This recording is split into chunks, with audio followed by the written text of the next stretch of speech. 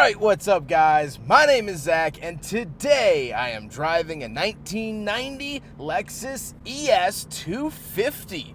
Up front is a 2.5 liter V6, and down below is a 4-speed automatic transmission. Now, I'm super excited to be driving this ES250 for two reasons. First of all, I love reviewing Lexus products. I've done so many here on the channel, and yet I haven't done an ES250 from this early on, so we get to check that off our list. The second reason is that this is a very important vehicle for the Lexus brand. Back in 1990, Lexus was brand new, and they launched the brand with two vehicles, the LS400 and this, the ES250. And so we're going to be taking a little bit of a step back and looking at the history of Lexus, where they came from, where they're possibly going, and all of the glory of the ES250. But if you would like to submit your own vehicle and have it reviewed here on the channel, you can head on over to my website, zackpradel.com/submit. It's a quick and easy submission form. It takes under a minute to fill out, and I come out to you. And if you'd like to see all my videos weeks or sometimes months in advance, you can head on over to my Patreon for only $5 a month. But let's get back to that 2.5 liter V6. Well, that is where the ES250 gets its name from, the 2.5 liter. Now, that naming system comes from its competition overseas with BMW and Mercedes. They had the 300 SEL, the 500 SEL, the 560, and so using the three numbers and two-letter concoction was how they named cars, and so Lexus, like their European rivals, used the engine displacement for that. It's a pretty reliable V6. However, this was dropped in 1992 to make the ES300 with, of course, the 3-liter V6. Like I said, paired to it is a 4-speed automatic transmission. Honestly, in my time with the car, it's been good, smooth, calm, and collected while shifting gears, everything I could want. However, you could option and find one of these with a manual transmission. I will not be satisfied here on YouTube until I drive a manual transmission Lexus ES250. So if you have one, please let me know. Last but not least, this of course is front wheel drive. So how does it feel to drive the Lexus ES250? Well, the basics of it, the characteristic, the core ingredients are very Toyota Camry, because that's exactly what this is. This is a nice plush version of the Toyota Camry. However, the suspension is a lot smoother. That V6 is great, where some of the Camrys had inline 4s at the time. It's just a more polished version. It's not two separate planets, it's neighbors across town, we'll say. They're in the same ballpark, just not sitting in the same row. Visibility is fantastic. You have really thin A-pillars that really helps that out. Ride quality's fine, and the V6 makes decent power. So overall, it's a pretty good experience. With that stuff out of the way, let's talk about the interior. Well, in front of me, I have 4 simple gauges. Off to the left is my coolant temperature and tachometer, and off to the right is my speedometer and fuel.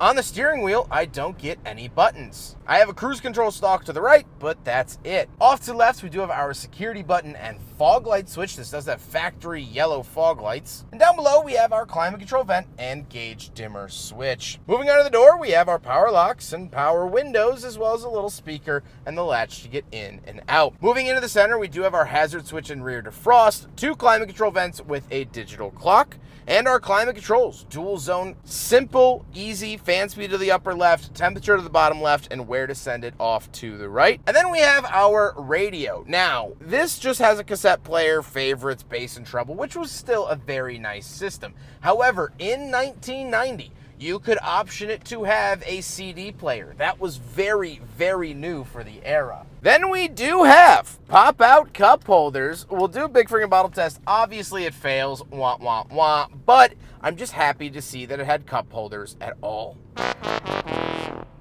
Then we do have a little ashtray, cigarette lighter, and the shifter. The shifter is pulled out of basically any other Toyota from the era, so nothing new there. Handbrake, and then we have some interesting buttons. So off to the left, we have our transmission settings for normal and power. We can have a power shift mode. And then off to the right, you have your power mirror adjustments. We get a little center console and the seats. The seats are finished in this really nice tan leather. I'm a big fan of them. They've been comfortable, they've been cozy, and they've done the job here today.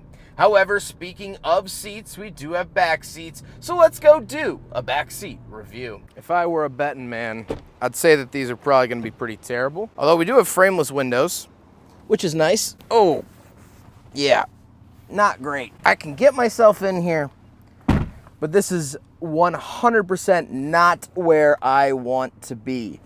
It's very small. Not good backseat space. Although the Camry of the same era obviously struggled from the same issues. So nothing new there, but it's not where I want to be, especially on a hot, sticky day like today.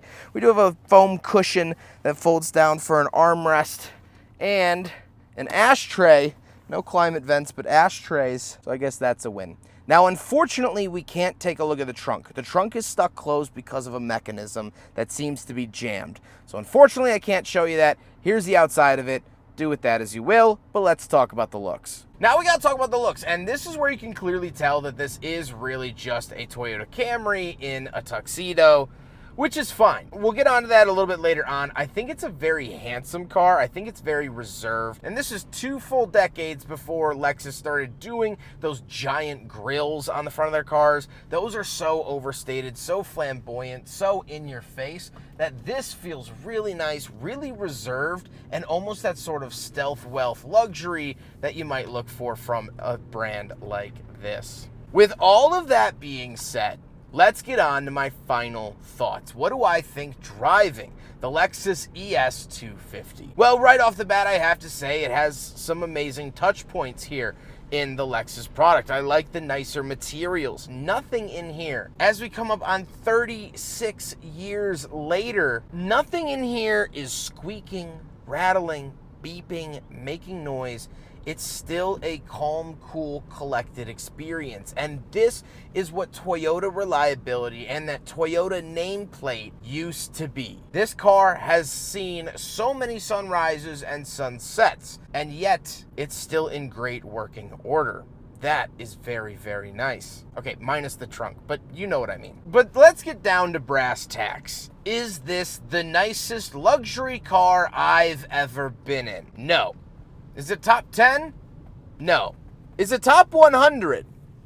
Maybe. And that's okay. The biggest thing about this car is that this was a foot in the door. The Lexus brand was brand new. No one knew what Lexus meant, and it actually means luxury export to the US. Toyota wanted to sell more cars here in the US, but they didn't want to dilute their brand. No one was going to pay for an overly expensive Toyota. So they just slapped a different badge on the front, and then voila, they could sell overpriced Toyotas. Although I don't think these are overpriced. I actually thought you really got your money's worth for these, but it's neither here nor there. They had the LS400. That was kind of the big kahuna. That was the big kick in the chest. That was a completely new style of car in the United States for Lexus/Toyota. And so this car didn't have that weight on its shoulders. They needed a second vehicle to not be a one-trick pony. And so they conjured up this. And I think that that's a really important point to make. I get asked all the time, Zach,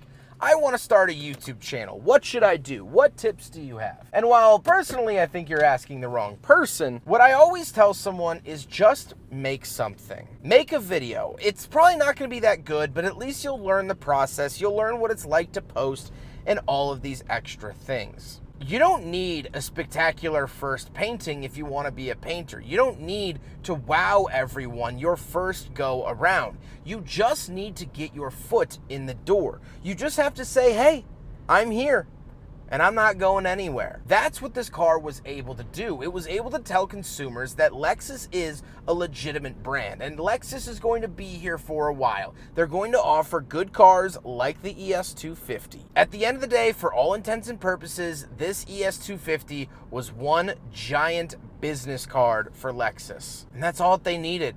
They just needed that little push to get in the door. And now Lexus has these brilliant massage seats and all of this hybrid technology. And honestly, for my money, Lexus is at the top of the luxury game. But that couldn't have happened if this car didn't exist, if they didn't start with this car and sell to consumers that might not have had complete faith in the luxury brand, but they took a dive for them. And who would have known that it paid off dividends? It worked. It worked really, really stinking well. You can't run a marathon without taking your first step. This was Lexus's first step, the first step that led to an all-out sprint to the top. I hope you guys enjoyed the video. Huge thank you to Ethan for letting me borrow his ES250 for today's video. He's been absolutely wonderful to work with. I appreciate him very, very much meeting me halfway here in Chicago so I could review his ES250. But I hope you guys enjoyed the video. Don't forget to rate the video, comment on the video, and subscribe if you really liked it. Take care, guys.